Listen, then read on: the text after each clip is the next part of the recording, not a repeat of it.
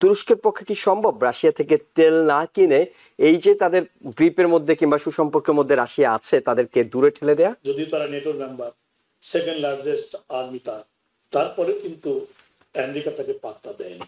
নেটোকে শক্তিশালী করতে হবে। এখন আবার রাশিয়াকে চাপ দেওয়ার জন্য, দেখো যে রাশিয়া তো খাতিরে কাজ করছে না, এবার একটু চাপ দিই, চাপ দিলে তো তার এরদোগানকে একটু দরকার। উনি ভেবেছিলেন এবং উনি নিজেও বলেছেন যে সবচেয়ে সহজ হবে ইউক্রেন রাশিয়ার যুদ্ধটা থামানো, কারণ ওনার ধারণা পুতিনের সাথে ওনার ব্যক্তিগত বন্ধুত্ব আছে এবং উনি খুব হতাশ হয়েছেন যে সেটা হয়নি। এরদোগানের সঙ্গে ট্রাম্পের যে বৈঠকটি হয়েছে, তেল কিনতে না করছেন, তেল কিনতে তিনি নেটো দেশগুলোকে না করছেন, এরদোগানকে না করছেন, ভারতকে না করছেন, চায়নাকে না করলে শুনবে না, এই জন্য না করছেন না।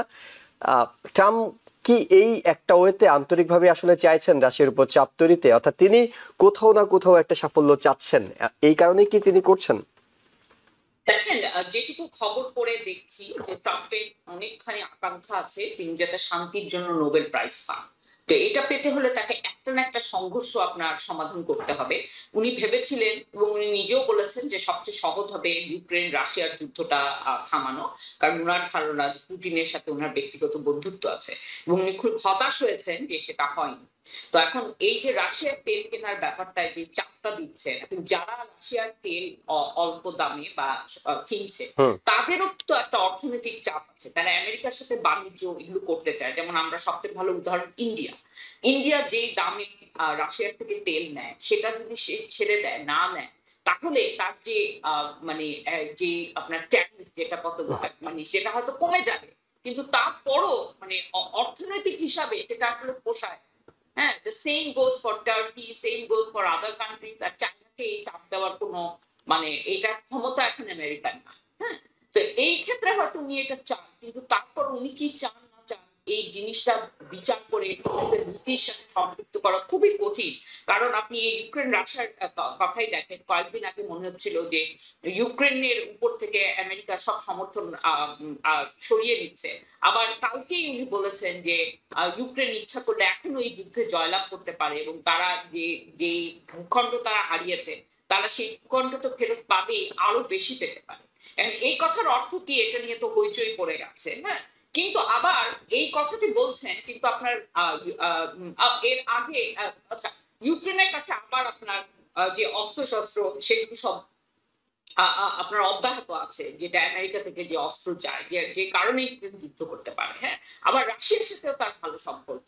এখন এই জায়গাটা উনি কিভাবে মধ্যস্থ করতে করে কিভাবে করে উনি এটা সমাধান করতে চান, এটা আসলে মানে এটা আসলে কেউ বুঝতে পারছেন না, কারণ ওনার লাস্ট স্টেটমেন্টটা নিয়ে অনেক হইচই পড়ে গেছে। কিন্তু এখানে বুঝতে হবে একটা জিনিস, যে এই সংঘর্ষে আপনার রাশিয়ারও অনেক স্টেক আছে এবং অবশ্যই ইউক্রেনেরও তো আছে। হ্যাঁ, এখন এইভাবে করে মানে রাশিয়ার এখন যেই পরিমাণ ক্ষমতা তাদের আছে, মানে হঠাৎ করে তারা এইভাবে করে পিছিয়ে পড়বে না।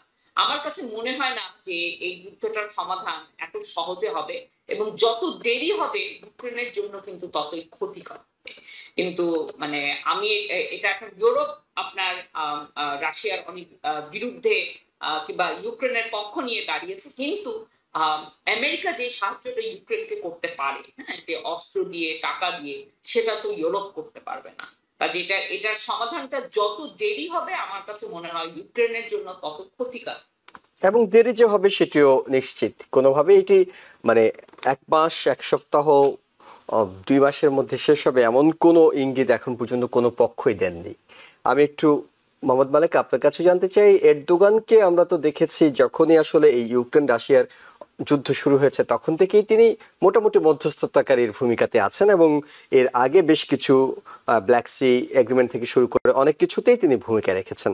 সেই জায়গায় তাকে যদি এখন চাপ দেওয়া হয়, যারা প্রায় 26% তেল রাশিয়া থেকে কিনে থাকে তাদেরকে যদি চাপ দেওয়া হয়, তাহলে ভালো কথা যে বিমান যেটি তুরস্ক চাচ্ছে সেটি হয়তো আমেরিকা স্যাংশনটা তুলে নিতে পারে, কিন্তু তুরস্কের পক্ষে কি সম্ভব রাশিয়া থেকে তেল না কিনে এই যে তাদের গ্রিপের মধ্যে কিংবা সুসম্পর্কের মধ্যে রাশিয়া আছে তাদেরকে দূরে ঠেলে দেয়া?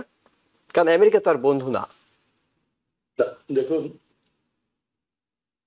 আমি একটু পিছন থেকে শুরু করি বিষয়টি। জি, যে হোয়াইট হাউসে কিন্তু এরদোগানকে একটা বিশেষ সম্মানই প্রদর্শন করেছে। তো টার্কি এটা কোন দেশ? দেখুন, এটি নেটোর মধ্যে সেকেন্ড লার্জেস্ট আর্মি কিন্তু টার্কির আছে। এবং আপনি যেমনটি বললেন যে রাশিয়া ইউক্রেন যুদ্ধের শুরু থেকেই এরদোগান কিন্তু অনেকগুলো পদক্ষেপ নিয়েছেন বিভিন্ন চুক্তি বা বিভিন্ন কিছুতে যুদ্ধ মধ্যস্থতা করার জন্য। তিনি তার লেভেল থেকে যা করার দরকার সবই তিনি করেছেন। কিন্তু আমেরিকার সঙ্গে কিন্তু এদের সম্পর্ক খুব একটা ভালো ছিল না। এবং তাদের উপর যদিও তারা নেটোর মেম্বার, সেকেন্ড লার্জেস্ট আর্মি তারপরে কিন্তু আমেরিকা তাকে পাত্তা দেয়নি। তো এবার কিন্তু হোয়াইট হাউসে তাকে মোটামুটি সাদর মানে অভ্যর্থনা জানানো হয়েছে এবং ট্রাম্প আশা করেছেন যে টার্কির সাথে একটা ভালো সম্পর্ক তৈরি হবে। তো এটি কখন ঘটবে, কেন ঘটবে? দেখুন, কোন একটা বাস্তবতা এটি বোঝার জন্য আমরা যদি একটু পিছনে ফিরে যাই, তাহলে দেখবো যে ট্রাম্প কিন্তু হোয়াইট হাউসে ফিরে আসার পরই তিনি উদ্যোগ নিলেন কি রাশিয়া ইউক্রেন যুদ্ধ বন্ধ করবেন এবং তিনি একাই পুতিনের সাথে কথা বলে এটা করলেন। এবং সেজন্য কি করলেন? দুটি কাজ তিনি করলেন। একটি কাজ করলেন যে ইউক্রেনের প্রেসিডেন্টকে হোয়াইট হাউসে ডেকে এনে ধমক দিলেন, আর পুতিনকে তিনি বললেন সে পুতিন তার বিশেষ বন্ধু, তিনি যা বলবেন পুতিন তাই করবেন।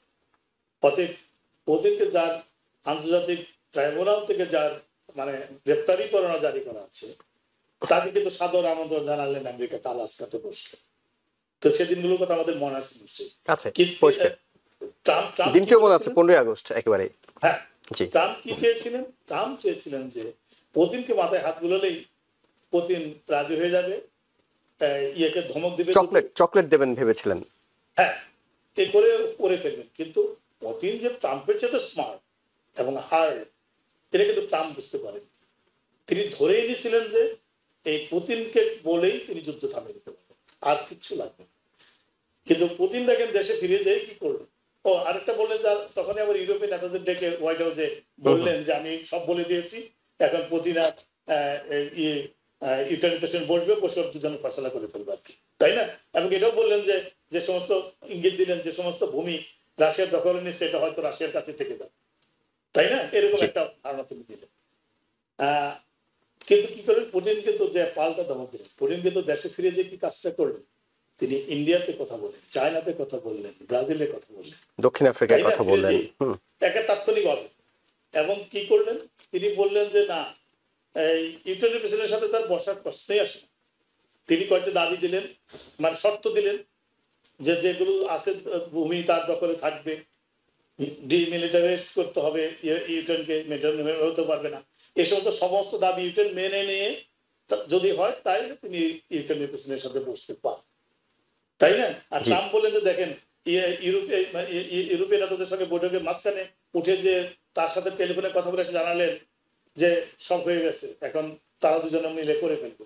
কিন্তু সেটা তিনি তখন ট্রাম্প কিন্তু খুব মানে ফ্রাস্ট্রেটেড হলেন এবং সর্বশেষ তিনি কি বলছেন যে I am very much disappointed in Putin. তখন তিনি কি করলেন?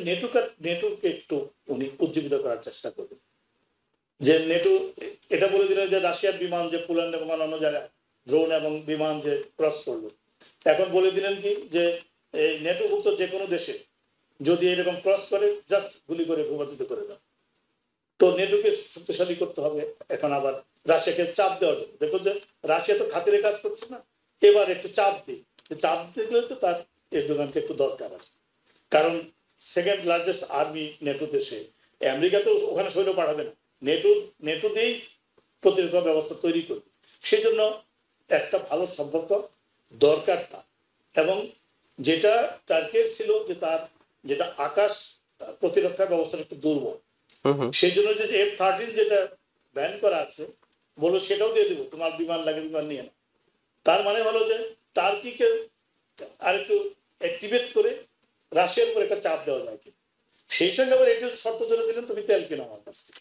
কিন্তু মানে অনেকটা ট্রাম্পের অবস্থা এমন যে তিনি বন্ধু খুঁজছেন, তিনি উপায় খুঁজছেন, কিন্তু সহযোগিতা কিংবা বিশ্বাসের জায়গাটা তিনি কারোর কাছে পাচ্ছেন না।